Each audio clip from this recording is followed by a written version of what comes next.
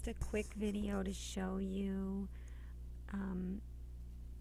kind of organize in your head about when to shade or when to just mark the graph when you're given an inequality.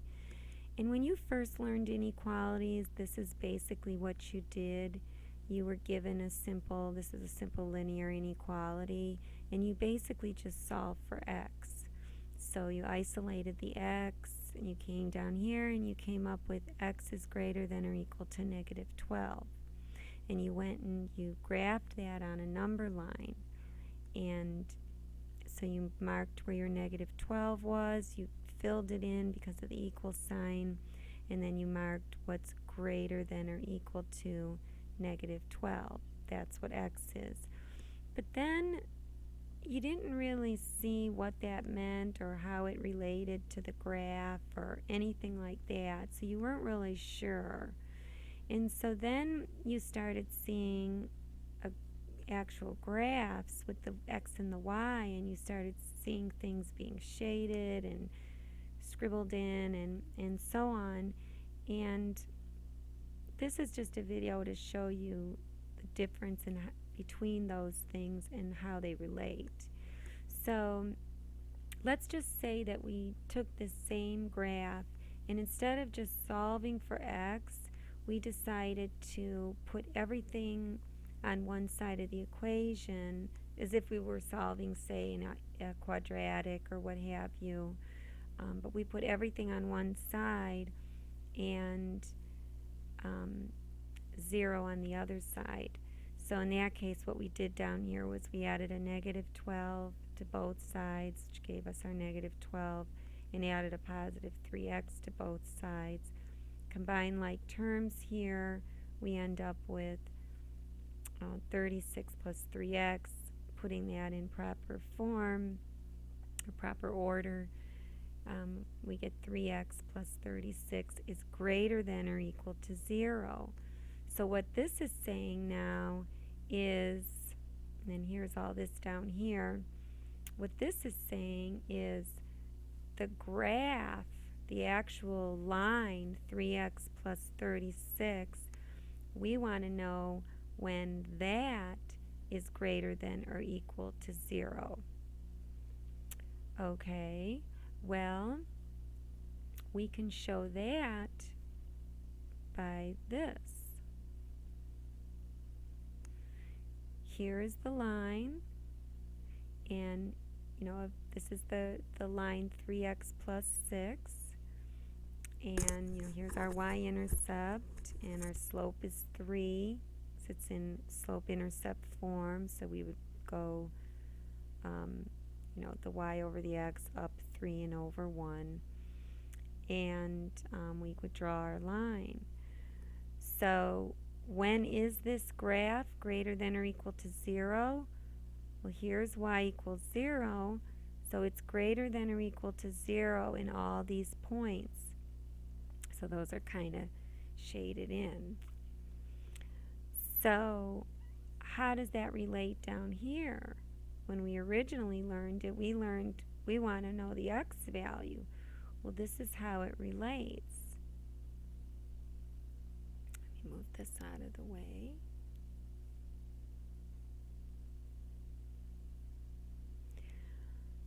So this, meaning this equation, or this line, is greater than or equal to 0, is greater than or equal to 0 when x here is greater than or equal to negative 12.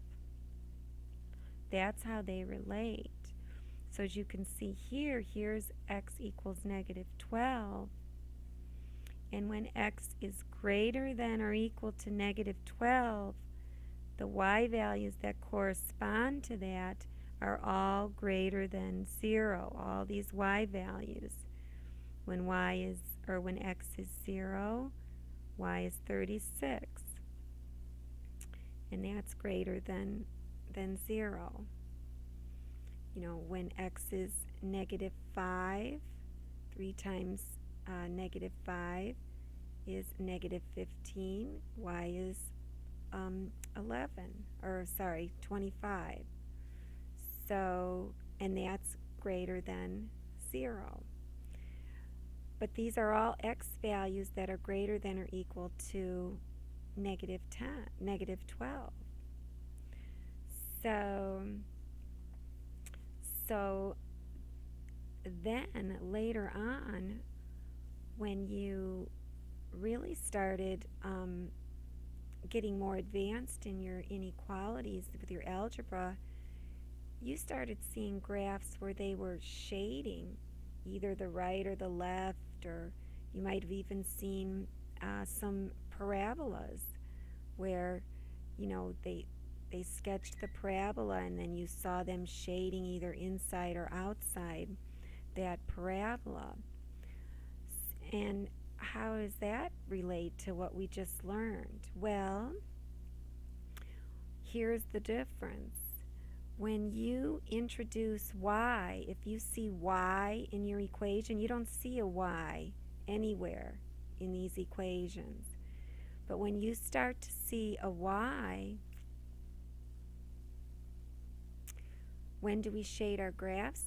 When we actually see the y variable in the equation, because we are saying that we want to see all the values of y that are larger or smaller than our graph's y values. So we want to see other y values that are not on this graph. That's what we're looking for. So let's take our same equation. So if our equation was, and here you see it, the y is in there now. Now I have 12 minus 3x plus y is less than or equal to 48. Well, what we would do then is we would isolate the y, and we'd put everything to the other side. So we'd get negative 12 to both sides, positive 3x to both sides, combine like terms just like before when I did it over here. And we'd get the same thing, 36 plus 3x, just like we got up here. And I switch them around. And actually I should have covered this up. And so now we have it in slope-intercept form. We can draw our line for our graph. So we would go ahead and draw our line.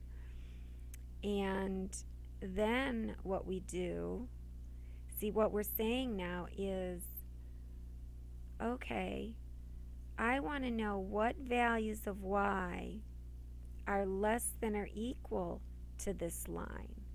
I don't want the values of y that are necessarily on this line, although this one is.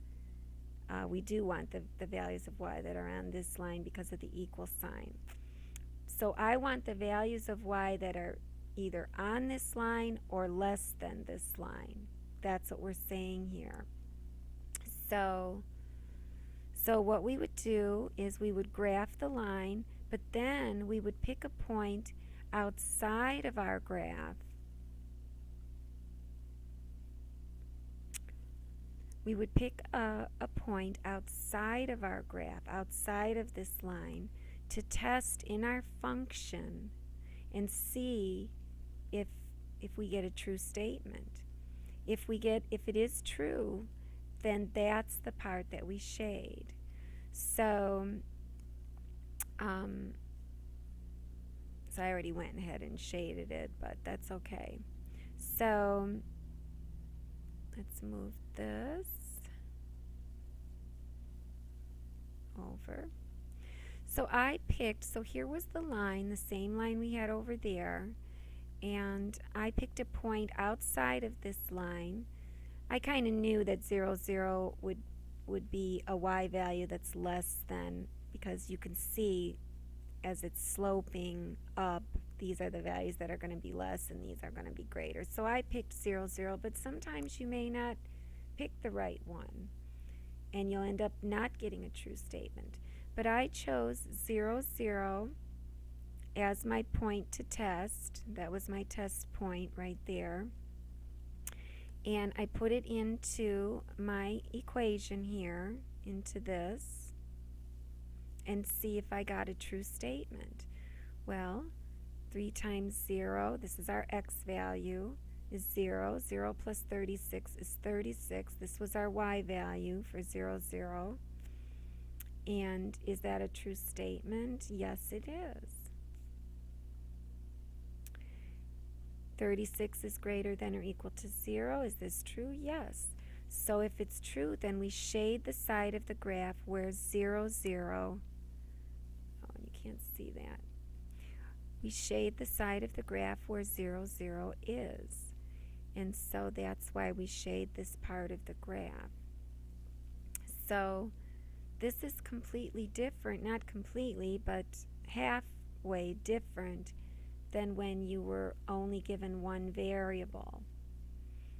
So that's kind of the difference between the 3 things that you may have learned over the several months or a year or 2 of graphing inequalities. So these 2 relate, just solving for x, it relates because this is the value of x that makes your function greater than or equal to 0.